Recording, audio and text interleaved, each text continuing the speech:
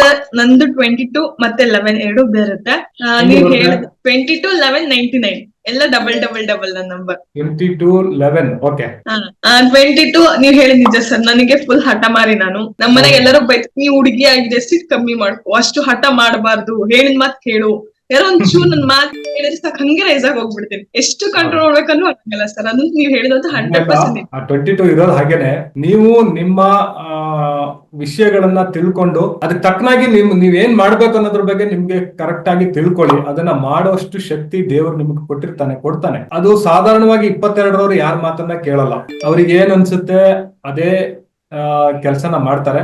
But ಸರಿಯಾದ ಕ್ರಮದಲ್ಲಿ ಮಾಡ್ಕೊಂಡು ಹೋಗಿ. ಅದನ್ನ ಜೀವನದಲ್ಲಿ ಏನ್ ಮಾಡ್ಬೇಕು ಅಂತ ನಿಮಗೆ ಗೊತ್ತಾಗ್ತಾ ಹೋಗುತ್ತೆ. ಬಟ್ ಶಕ್ತಿ ಇರುತ್ತೆ, ಅದನ್ನ ಉಪಯೋಗಿಸ್ಕೊಳ್ಳಿ ಜೀವನದಲ್ಲಿ. ಬೇರೆಯವ್ರ ಬಗ್ಗೆ ತುಂಬಾ ಹಾರ್ಡ್ ಆಗಿ ಮಾತಾಡೋದು, ಕಮಾಂಡಿಂಗ್, ತುಂಬಾ ಓವರ್ ಕಮಾಂಡಿಂಗ್ ಆಗಿರೋದನ್ನ ಕಡಿಮೆ ಮಾಡಿ. ಇದನ್ನೆಲ್ಲ ಮಾಡಿದ್ರೆ ನಿಮಗೆ ಜನಗಳ ಸಪೋರ್ಟ್ ಸಿಗುತ್ತೆ. ಯಾಕಂದ್ರೆ ಶತ್ರುಗಳು ಜಾಸ್ತಿ. 4ನೇ ನಂಬರ್ ಅವರಿಗೆ ಶತ್ರುಗಳು ಜಾಸ್ತಿ. ಯಾಕಂದ್ರೆ ಇವರೇ ಕ್ರಿಯೇಟ್ ಮಾಡ್ಕೊಳ್ತಾರೆ ಶತ್ರುಗಳು. ಎಲ್ಲಿದ್ರು ಈ ಮಾತಿಂದ ಶತ್ರುಗಳು ಉತ್ಪತ್ತಿ ಆಗ್ತಾರೆ, ಬೇರೆ ಯಾವ ತರ ಇಲ್ಲ. ಇವ್ರ ಮಾತುಗಳನ್ನ ಕೇಳಿಸ್ಕೊಂಡು ಒಳ್ಳೆಯವರು ಇವರಿಗೆ ಕೆಟ್ಟವರಾಗಂತ ಸಂದರ್ಭ ಇರುತ್ತೆ. ಆದ್ರಿಂದ